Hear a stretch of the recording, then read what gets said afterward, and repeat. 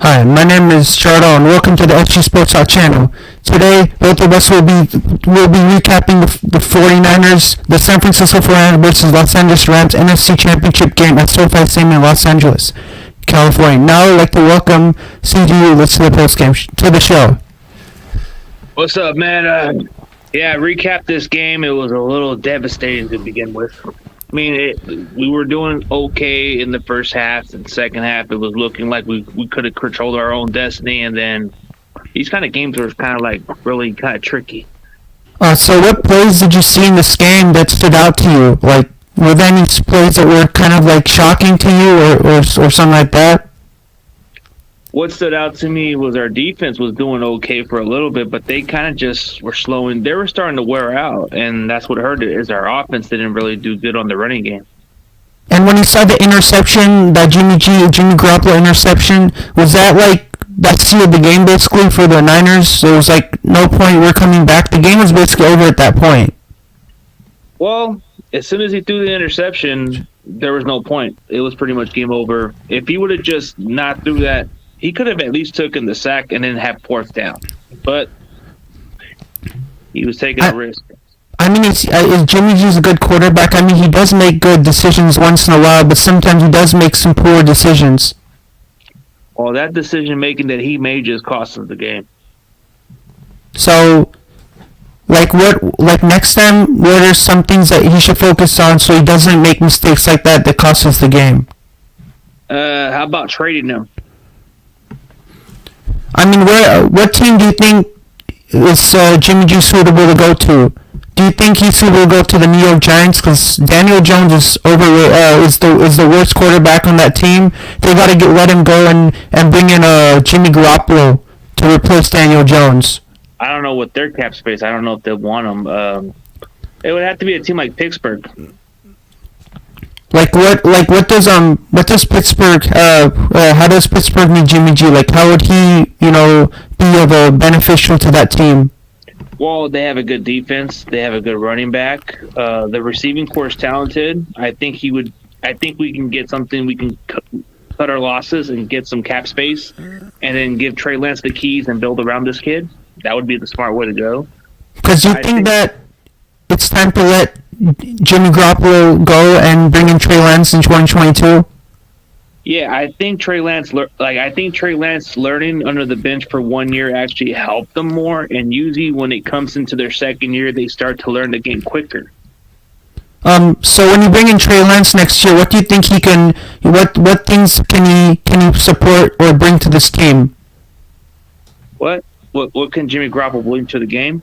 No, I'm saying when Trey Lance comes in next year for the Niners, what are some things that he can do to help this team win?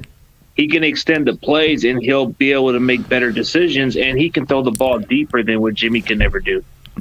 And he can everybody was making the hypothetical situation that if Jimmy G wins the Super Bowl, that didn't happen. So people were making, I don't know why people brought that up in the first place. What would happen if Jimmy Garoppolo wins the Super Bowl? They got eliminated, so that's not in a question. Yeah, but because people were talking about that, and I don't know why they brought that up, because it eventually didn't happen. We got eliminated from LA, so LA's going to the Super Bowl now. Yeah, I don't understand why people would even bring Jimmy G into winning the Super Bowl. He had to manage the game, and he couldn't do that. I don't know, dude. Jimmy Garoppolo is just a waste of cap space. If we're going to stick with him, we're not going to have enough money to bring back our players. And we need to let him go because all the fans after the game were saying that Jimmy G has to pack his bags and leave this organization because he doesn't belong to be here.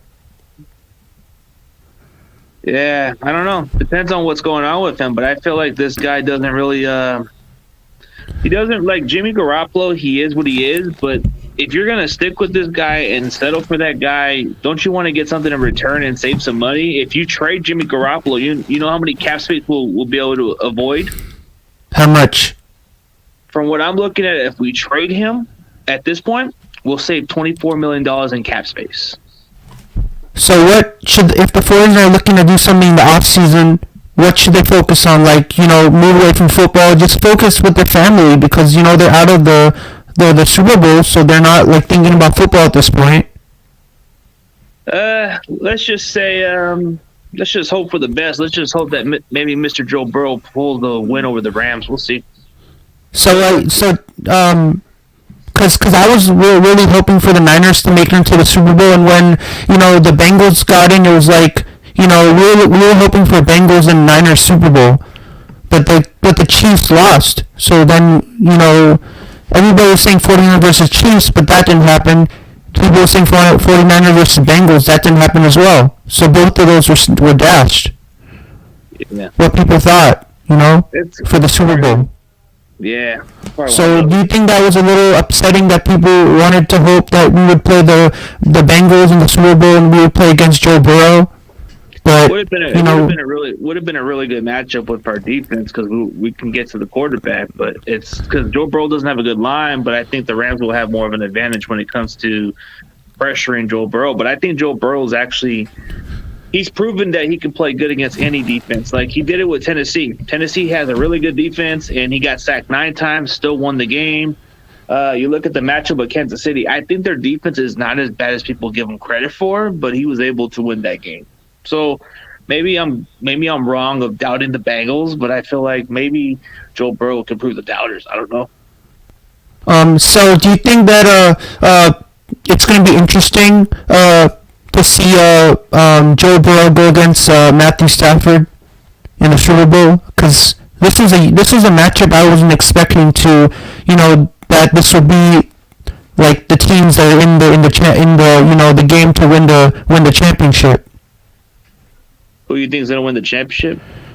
Like I was saying that this is a unique matchup. Like I was expecting KC to be in the Super Bowl or Cincinnati to something like that. But do you think this is a pretty unique matchup to see both of these teams, the Cincinnati Bengals against the Rams?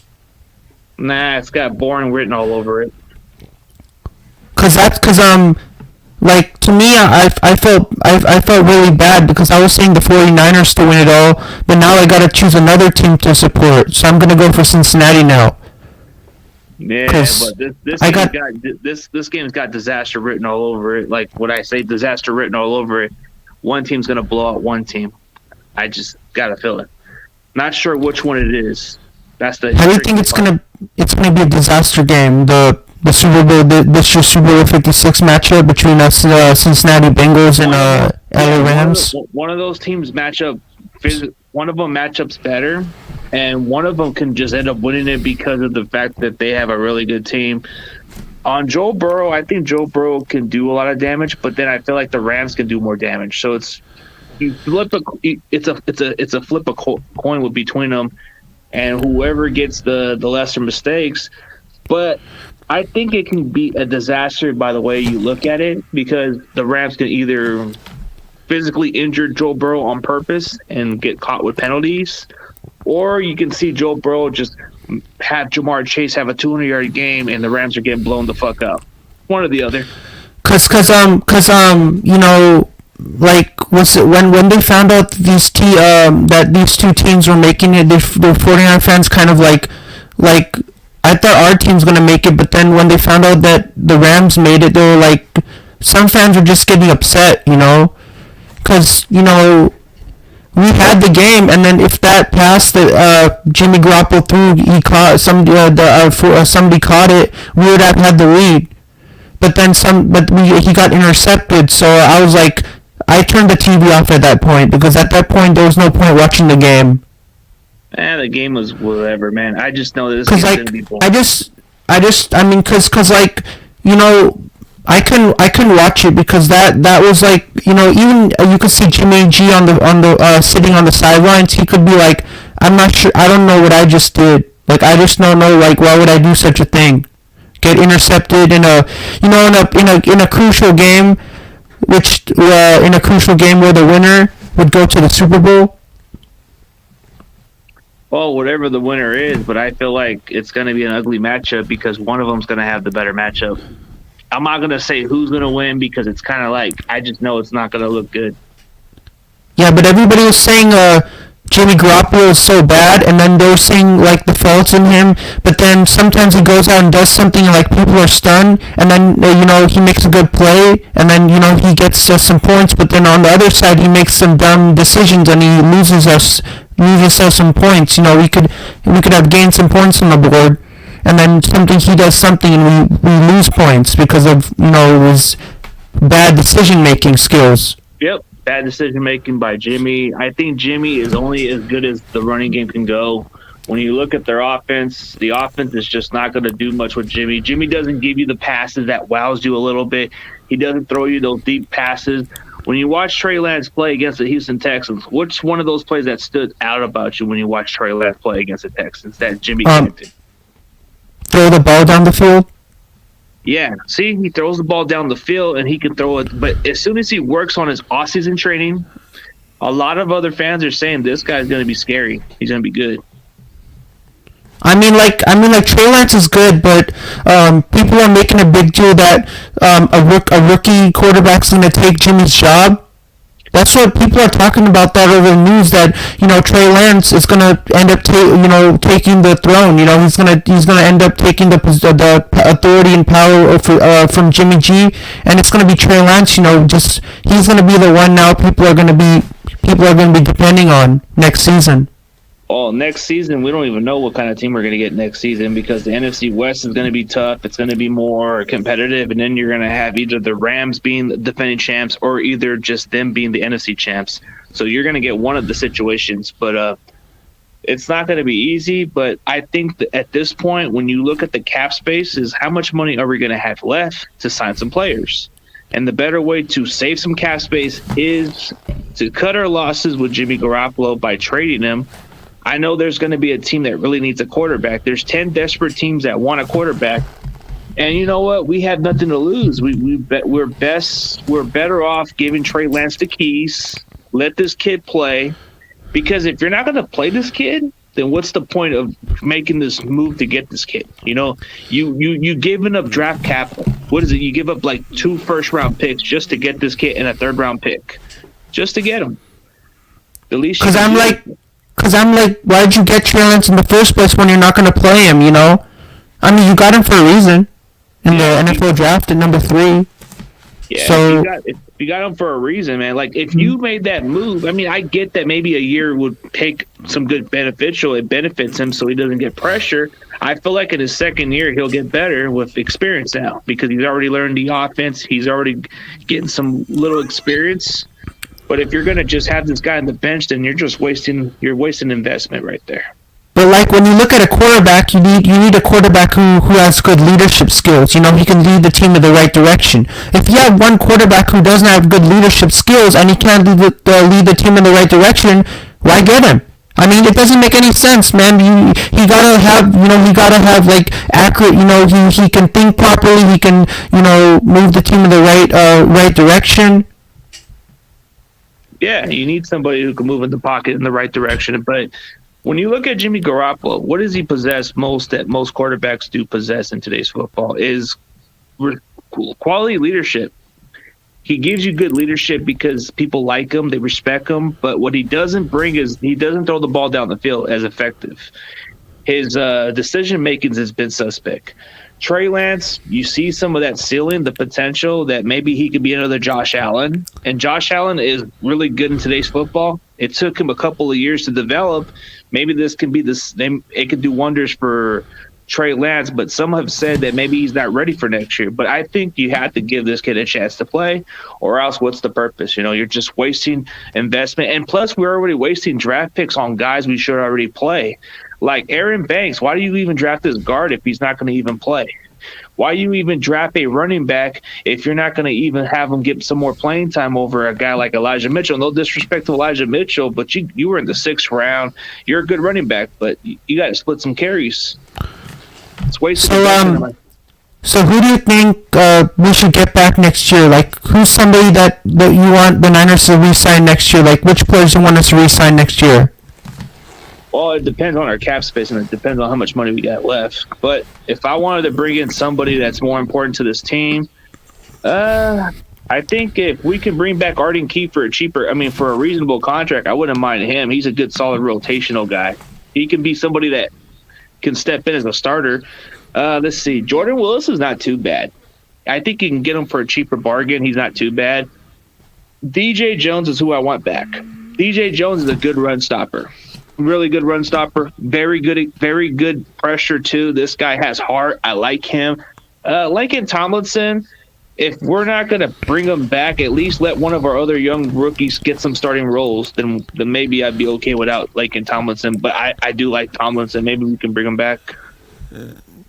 So next year, when you look at Trey Lance, what are some qualities that he can bring to this organization? Because we already have him. What have you seen in him that really impresses you? Who? Trey Lance, the new guy. Oh, okay. What impresses me about Trey Lance is the way he's kind of like done audibles and communication, and the way he's throwing the ball, it's gotten better. I like that he's mobile, because when he's mobile, he's hard to stop.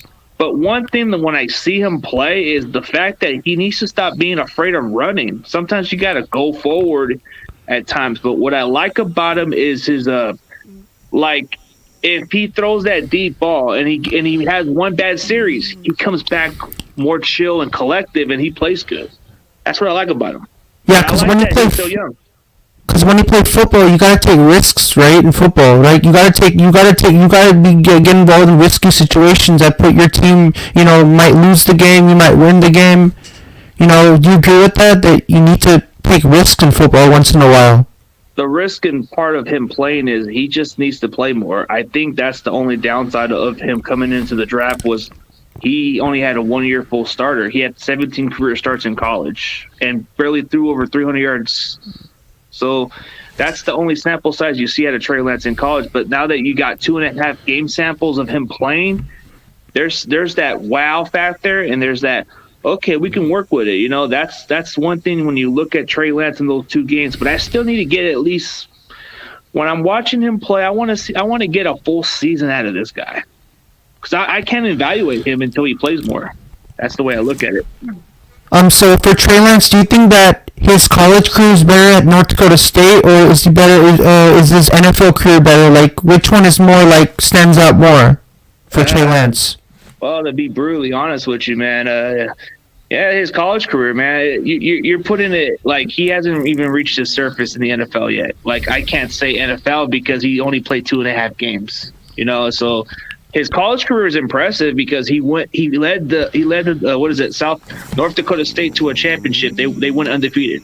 So he had a really good team, and he ran for 1,000 yards rushing. He was a good passer. That's impressive. He led that team to a national championship, or one of those championships from a division team that he played for. It's really impressive. I just want to shout out to Cook Smoke Sports. Thanks for joining the stream, man. What's up, Cook Smokes? He's smoking that Frisco pack. It's all good. So next year, which do you want? Are you looking to have George Kittle back? All those players back? DJ Jones back next year? George Kittle ain't going nowhere, dude. He already signed a contract like 2 off seasons ago. He's good for a while. DJ Jones is the one guy we need to bring back. He's kind of like the least, he's the most underrated player on our team. Like, he's very effective run stopper. He can really get to the quarterback when he can. He's very fast. Like, he's not slow like everybody says he is, but dude, he's very good. I mean, I think you bring him back. Maybe you give him like a multi-year contract or maybe a 4-year type deal just to keep him around. Who's a better player on the Rams? Odell Beckham Jr. or Cooper Kupp? It's a tough one, but Odell's more exciting to watch. But I like the style of Cooper Kupp because he's open, he's consistently can separate, and he can make the catches. That's something that Odell Beckham doesn't have. But the thing about Odell is he's very electrifying, he's very fast. But Cooper Kupp doesn't have the world class speed, but he can make the plays, bro. So I gotta say, Cooper Kupp is probably one of those guys that I probably watch and say, "Hey, this guy's a beast right there." But I still think Deebo Samuel's better. Who's a better quarterback, Matthew Stafford or Tom Brady? What'd you say? Stafford and Tom Brady. Brady. Okay, dude. I know this sounds funny, and it's a good question. I like the question, but I gotta say Tom Brady, and I hate the guy. But Stafford's doing better right now, but I still gotta say Tom Brady. Even at 44 years old, he's still playing at the highest level. Out of who's a better tight end, are you gonna go Travis Kelce or George Kittle? George Kittle, better blocking tight end. He can catch it. I like Kelce too. He's a good route runner, but he's not like the complete tight end, you know? Like when you look on the 49ers, who would you say is the most antagonistic player? Who will really make you pay if you mess with them? Anybody? Any current on our current squad is antagonistic, which means that he, if anybody gets in his face, he's gonna fight. Opposing player gets in his face. Okay, I know which one that seems like that kind of player. Who? I'm thinking, okay, on our defensive side of the ball, I got to say Fred Warner. He doesn't back down. Arden Key, he gets cocky. I like his mentality. On offense, it's Debo. He don't back down. So for you, if when we let HaHa Clinton-Dix off the 49ers and he left, was that a bad decision? Because he was pretty good when he was on the 49ers. It was terrible, but I get why they did it because they had too much depth and it seems stupid, but I think he was a good player. He had plenty left in the tank, but we just said, nah, we got too much depth. It's an interesting part we got him, but I was shocked we cut him because I thought he was really good. So for the 49ers, who's your top 5 Mount Rushmore of current 49er players? Current 49er players on Mount Rushmore. It's definitely not going to be Jimmy G. He's on the honorable shit mention. Okay, I'll give you my Mount Rushmore in that series. Let's see. On offense, I got to go with Deebo Samuel. Let's see. On defense, Fred Warner. Nick Bosa's number 3. And then George Kittle. And then number 5, this doesn't get talked about as much, but I got to say my boy from the University of Oklahoma, Trent Williams. The best part about George Kittle is that he's not afraid to pancake somebody if he has to. No, he likes the energy. He could really knock somebody down. But if I had to pick one of my most favorite players on my sleeper, that's Juwan Jennings, one of the most exciting players I've seen. Who do you think's the most exciting player on the 49ers right now? I like Juwan Jennings, just his energy. Like, you see a little bit of Kendrick Bourne, but then you see that feisty, like he doesn't back down from nobody. He'll get physical on the block. He catches the ball. He's got that 6'3" frame, dude. I like his energy. Like, he's kind of like that one player. When you give him the ball, he's going to be a factor. And he's somebody I like. I'm a big fan of this guy. So when you look on the 49ers, which is one player who would when your team is losing and you need him to step up and provide for your team, who would that be on the Niners? Are we talking like offense, right? Yeah, to step up, if you want to make some difference on the score. Deebo Samuel. What qualities do you like in Deebo Samuel? He's pretty fast on his feet. If defenders are going, he can kind of find a way to go around defenders and find a way to score. I just like his physicality after the catch. I like that you can use him a lot of different ways. I like that he's like one of those hybrid receivers that's been rare in today's football. There hasn't really been much of receivers like Deebo. Like, if you need him to be a running back, he'll run the ball. But if you need him to get the ball, like, he can even throw a short pass. This guy makes it into a 30 or 40-yard type play. That's how special this guy is. And he can get a touchdown at any moment. So when you look at some of your favorite moments in 49er history, what would be your favorite? I bet the catch would be on your bucket list for sure.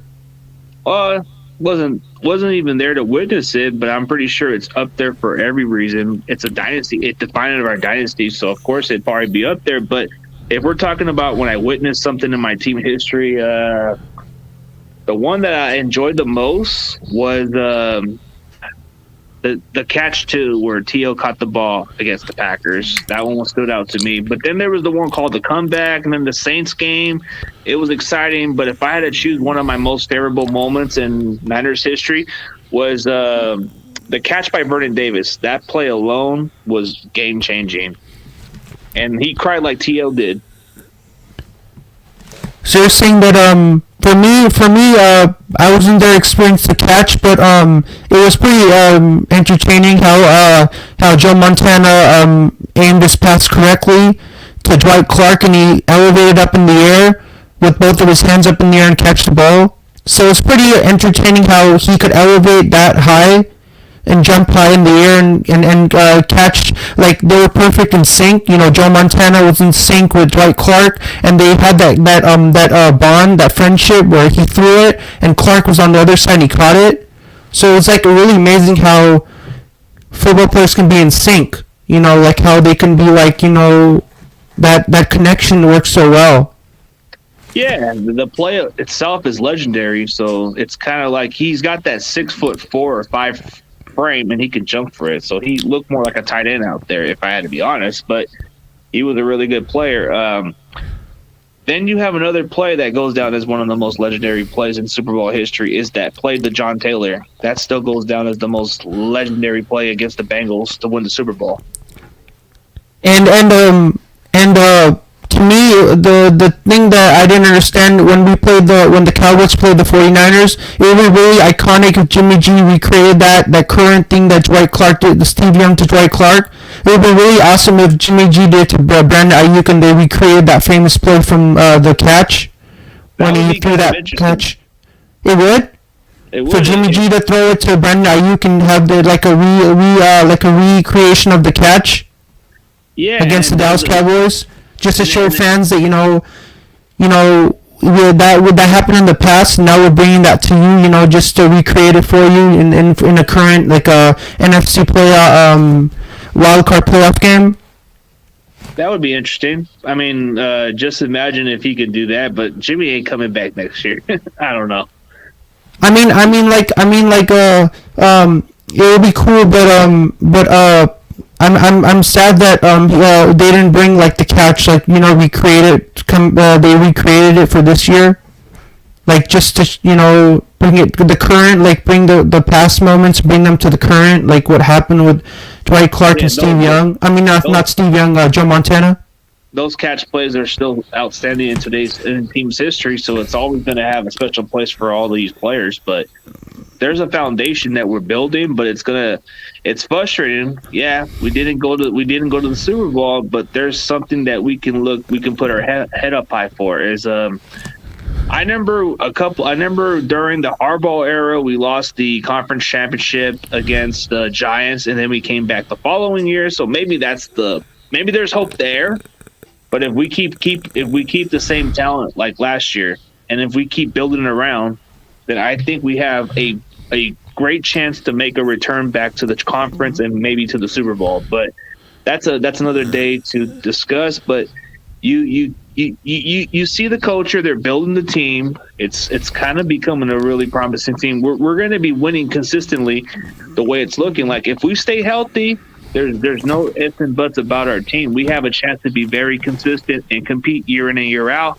It's just a matter of when we're going to be able to see a Super Bowl. Because I know this team is super resilient, and they always bounce back from tough losses. Like this one in the NFC Championship game. So I know that they're gonna bounce back. Like I know how they believe in each other, and they Kyle Shanahan believes in this team. I know this wasn't the way we expected to turn out to be. You know, we don't want to always lose in a NFC Championship game because that's one win away and you're in the Super Bowl. If you win that game, you're in the Super Bowl. So that's like it really hurts when you lose the NFC when you lose a game like this. Yeah, and like it does. And it's not the best feeling, you know. Like as a Niner fan, you never want to experience it. And once you watch it on TV, it kind of hurt because to me it felt like I was at the stadium experiencing, but I wasn't at the stadium. I was watching the game on TV. But it still made me feel like I would still be pissed off if I was in the arena, or if I was watching on TV. I would still have the same reaction if he got intercepted. I bet in SoFi if that happened, I bet all the 49er fans will go nuts.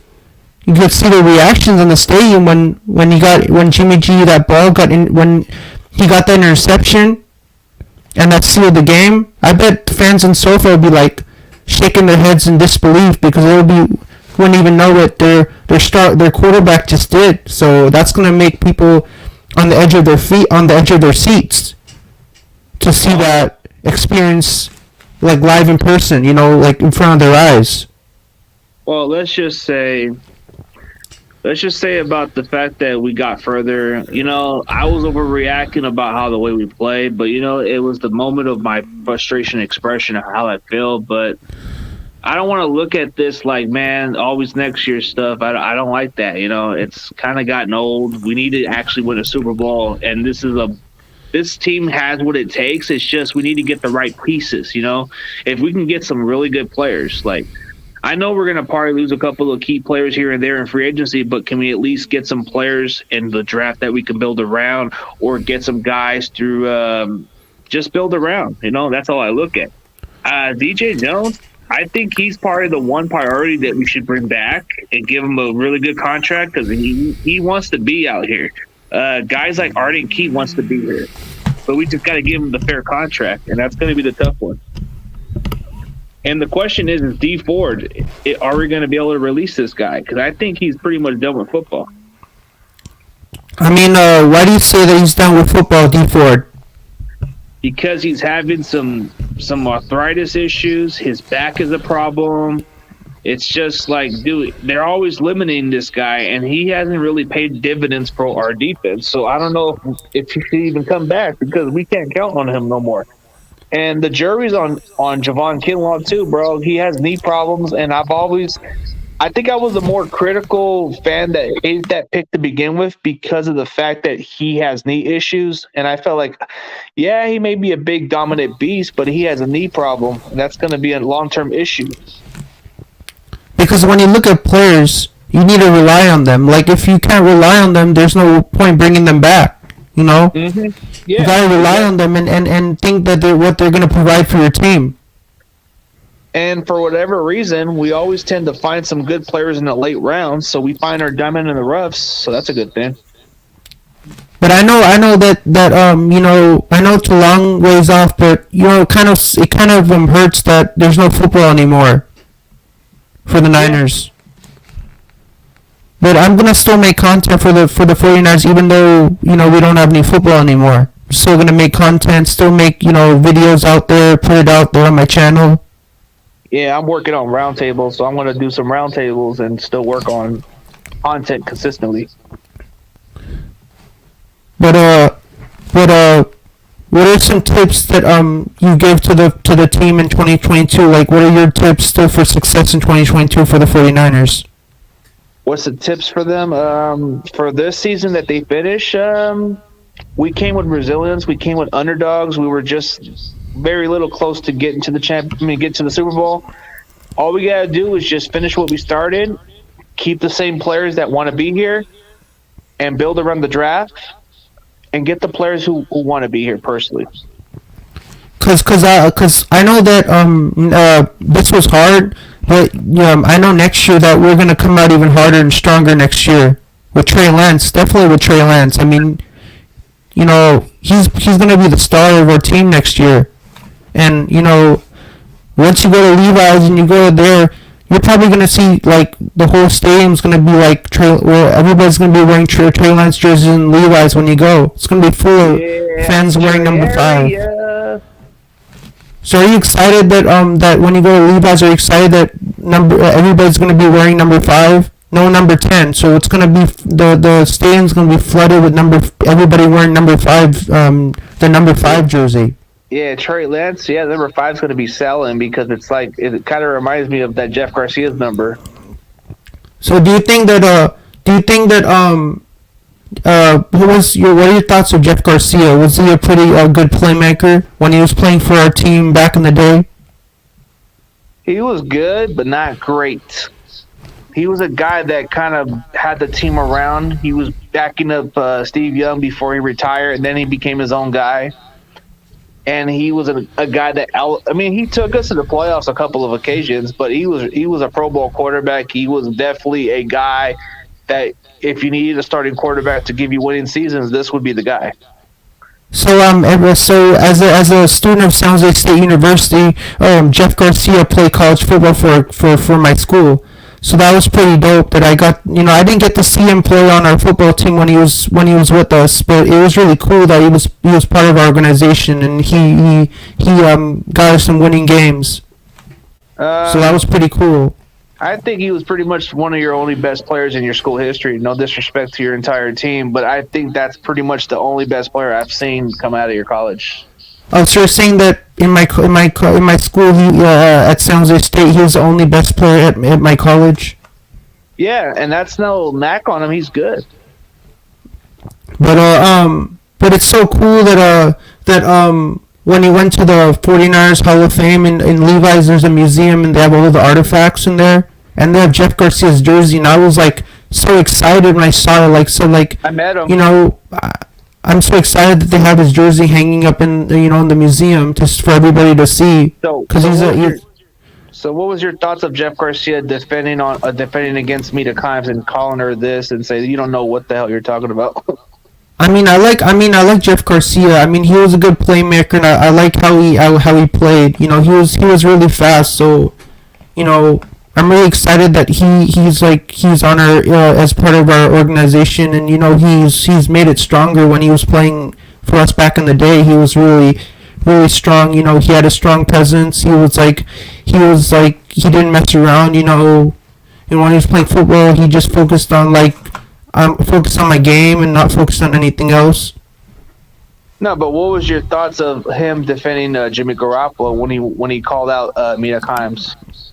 I think that was kind of crazy. That it was not bad, but for me, when he was defending him, it felt like he was defending Jimmy G. That it was kind of like he was kind of backing him up. So it kind of felt good to support a fellow quarterback. Yeah, he's supportive, but did you think that the words he said was out of line, or did you really think he was just speaking facts? I think there were some way they were out of some of the words they said were kind of out of line. Okay, can you explain why it was out of line? I don't know. I don't know how, but I didn't listen to it, but I don't know what to say about that because I didn't listen to the interview when Jeff Garcia was supporting Jimmy G. Okay, let me explain what he said, and then you can understand what he said. Okay, what he said to Mita Kimes is like, you don't know what it's like to be on the shoes of a quarterback or something like that. And he said it, and you don't even have no credibility or something. He said something like to where she didn't have any good credibility to say anything about a quarterback. And he said something that goes for everybody, but they made it seem like he was being sexist when he wasn't. Like he said, it includes everybody. And he said she never played a single down. And then she said to anybody who didn't play a single down of football that doesn't know the position like I do, then you can't talk. That's what he said. So yeah, with what you just said, it kind of feels like he was being towards Mita Kimes. He was being like kind of out of line towards her with all the things he said. What Mita Kimes said was, in some extent it seemed true for what it was, but in a way she made it seem harsh. And then that's when Jeff Garcia came to defense, but he didn't say it towards. He just doesn't. He said it like, I don't know who the hell is Mita Kimes, but she's never played the position, she's never played the game of football, and something like that. And then he just said like, I just defend my team, but when somebody's got a problem with my team, he defends them. So like sometimes fellow quarterbacks can be out of line for sometimes like what they say. People might not believe with it, but So you think that San Jose State will ban him from the Hall of Fame or something? I think they will. What he just said on air. You think it will? I don't know if they will, but they might have to think about if they have to. Like they'll assess it and think about should we do it or not. Should we ban him? Yeah, but the media kind of made it sound like an issue. But I think the more you start to understand it, he was saying it like no disrespect. You got to watch the entire, got to watch the interview, what he said on the KNBR or something. Yeah. I got the video if you want to check it out. Yeah, you can put it in the chat, and then I'll just watch it. Okay, man. But I'm gonna get going pretty soon. My wife's gonna be here in 5 minutes. Yeah, but it was great having you on my show, and we can arrange something else in the future. I'll hook you up on Twitter on your Twitter page, and then we can see if we can do another show, maybe some other time. Maybe next week on my stream if you want. Yeah, I'll do it on yours. Just me and you. We'll debate. Yeah, we'll do that. All right, buddy. Hey, it's nice having you on CG. I hope you have a nice one. All right, good job, dude. See ya.